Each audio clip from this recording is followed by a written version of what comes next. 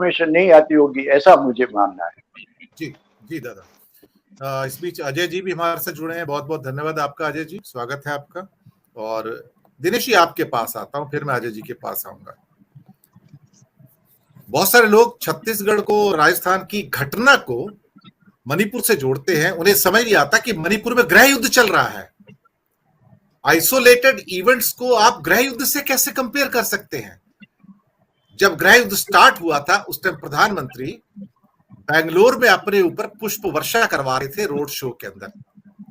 जब देश का एक भाग जलना शुरू हुआ था तो कौन से अधिकार से आप वहां पर काम कर रहे थे?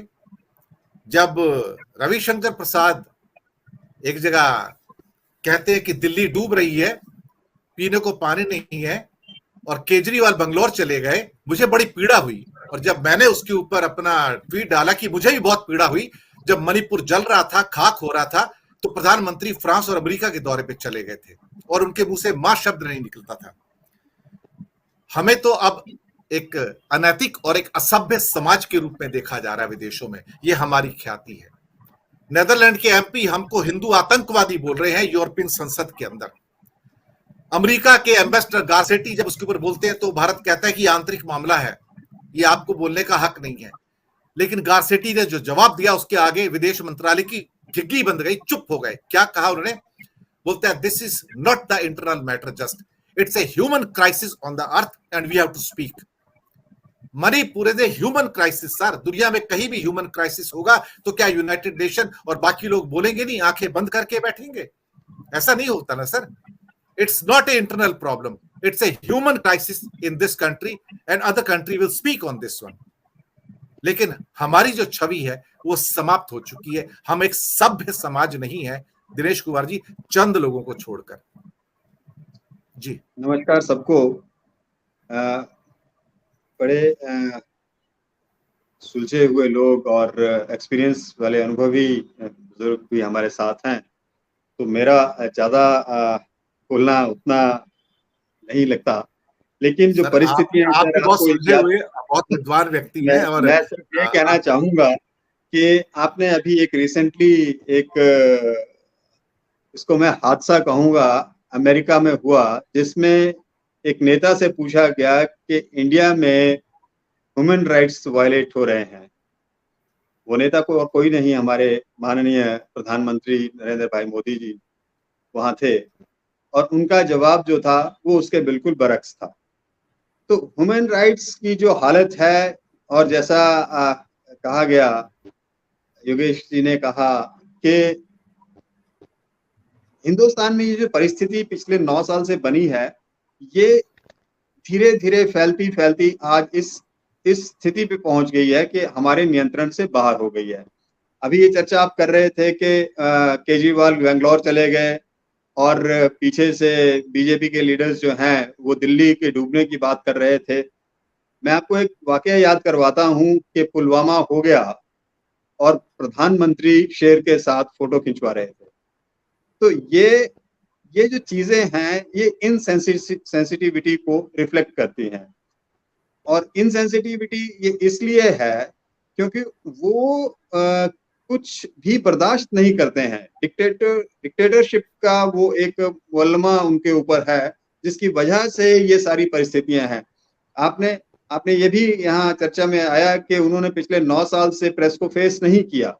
प्रेस को फेस करने का मादा ही अगर जिस व्यक्ति में नहीं हो, वो प्रेस को फेस कैसे करेगा? वो सिर्फ यही बताएगा कि आप आम कैसे चूसते हैं, काट कर खाते हैं या किस तरह से, तो वो सब चीजें एक मजाक बन जाती हैं और आने वाली पीढ़ियां उसे याद रखती हैं।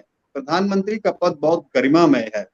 आज जो बार बार पूछने के बाद सिर्फ इतना कहते हैं कि राजस्थान में और छत्तीसगढ़ के इंसिडेंट्स को आप कोट कर रहे हैं और उसको मणिपुर के साथ कनेक्ट कर रहे हैं। मणिपुर जो है, हम सांप्रदायिक सद्भावना से हटकर सांप्रदायिकता में इतने उलझ गए हैं कि देश किस तरीके से खंडित होता जा रहा है, इसका आप अंदाजा नहीं लगा सकते हैं। ये मणिपुर से जो आग उठ रही है ना सर, ये पूरे नॉर्थ ईस्ट जो 7 सिस्टर्स हैं उनको जलाकर राख कर देगी। फैल चुकी है। मिजोरम इज एक्सट्रीमली एंग्री कि मेरे यहाँ 60,000 रिफ्यूजी हैं और मैंने कई बार कहा है सेंटर से कि मुझे मदद दो, मुझे पैसे दो, मुझे इनको खिलाने के लिए दवाइयां चाहिए और साथ में अनाज चाहिए। वो रिप्लाई ही नहीं देते हैं, मैं आपको बताऊं, सेंटर उनको मिजोरम सुना ही नहीं जाएगा सर, वो सुना ही नहीं जाएगा। और सत्ता में अपना वर्चस्व बनाए रखने के लिए वो किसी भी हद तक चले जाएंगे। अभी हाल ही में जो परिस्थितियां, मैं हिमाचल की अगर बात करूं तो हिमाचल में हाल ही में बाढ़ और त्रासदी के साथ हजारों करोड़ रुपए का नुकसान हुआ है। और वो जो डिजास्टर मैनेजमेंट के लिए एक रूटीन की किस्तें आती हैं हिमाचल के लिए 150-200 करोड़ की, वो 2 किस्तें रिलीज करने के बाद सेंट्रल गवर्नमेंट बोलती है कि हमने बहुत कुछ दे दिया, जबकि हकीकत यह है कि कुछ भी अलग से वहां नहीं आया है। और उसका कारण भी यही है कि यहाँ पर सरकार उनकी नहीं है। अगर वो बीजेपी की सरकार होती तो मैं ये मानता हूं कि वहां से एकदम से वहां से फील्ड आता और वहां पर लोगों को राहत दी जाती। तो कुल मिलाकर जो आपका अमानवीय व्यवहार है, आपकी संवेदनहीनता है, उसकी वजह से ये परिस्थितियां उत्पन्न हो रही हैं। देश किसी अच्छी दिशा में नहीं जा रहा है। देश, आपने याद करवाया कि लाल बहादुर शास्त्री, जवाहरलाल नेहरू, इंदिरा गांधी, और मैं बीच में ये भी कहना चाहूंगा, सर ने ये, दादा ने ये कहा कि बहुत सारे लोग इस प्राइम मिनिस्टर जो थे वो फेस करते थे, इनमें अटल बिहारी वाजपेयी भी शामिल हैं जो इन्हीं के दल से थे। लेकिन उनके काम करने के तरीके में और इनके काम करने तरीके में दिन रात का फर्क है। ये इस तरह से नहीं है कि आप हर व्यक्ति को एक साथ एक नजर से देख रहे हैं। यहाँ पर आज विश्व हिंदू परिषद, बजरंग दल और ये जो लोग हैं, ये, और इसमें जो युवा है, उसके खून को भड़काया जा रहा है।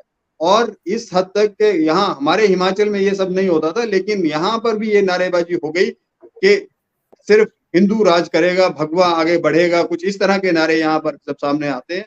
तो ये यहाँ का जो सोशल फैब्रिक है उसको स्पॉइल कर रहा है। तो कुल मिलाकर जो परिस्थितियां इस वक्त इग्नोर की जा रही हैं मणिपुर से, जैसा आपने कहा कि मिजोरम वहां पर धधक रहा है, मैं आपको बताऊं, अगर स्थिति इसी तरह बरकरार रही तो अरुणाचल, असम, त्रिपुरा, ये सब जलेंगे और आखिर में ये जो आग है ये पूरे देश में फैलेगी। तो इसलिए इसको नियंत्रण करने के लिए केंद्र सरकार को बहुत जल्द कार्यवाही करनी चाहिए। वहां पर अगर लोकल गवर्नमेंट से ये कंट्रोल नहीं हो रहा है तो सेंटर से फोर्सेज, जो सिक्योरिटी एजेंसीज को वहां पर भेजना चाहिए, पैरामिलिट्री को वहां भेजना चाहिए और वहां की स्थिति को नॉर्मल किया जाना चाहिए। लेकिन इस तरफ बिल्कुल ध्यान ना देकर ना मालूम क्या सरकार दिखाना चाह रही है और क्या करना चाह रही है। विश्व गुरु बनने की बात हम कर रहे थे, विश्व गुरु बनने की बात वहीं खत्म हो जाती है जहां अमेरिका दौरे के दौरान सेनेट के 70 सांसद सेनेटरों ने ये कहा कि हमें सवाल करने हैं, और वहां पर वो सवाल नहीं कर पाए और उनसे सवाल पूछने की उनको इजाजत नहीं दी गई। और कुल मिलाकर कारण क्या था? कारण ये था कि हमारे पास जवाब नहीं है। हिंदुस्तान आज जवाब देने की स्थिति में नहीं है, क्योंकि हम जिस दौर में उलझ गए हैं, हम खुद को कमजोर करते जा रहे हैं। हम किसी को फेस करने के काबिल नहीं रहेंगे। एक वक्त ऐसा आ जाएगा।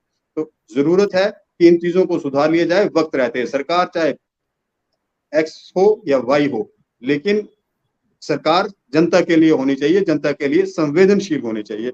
ये मेरा जी। आपने ये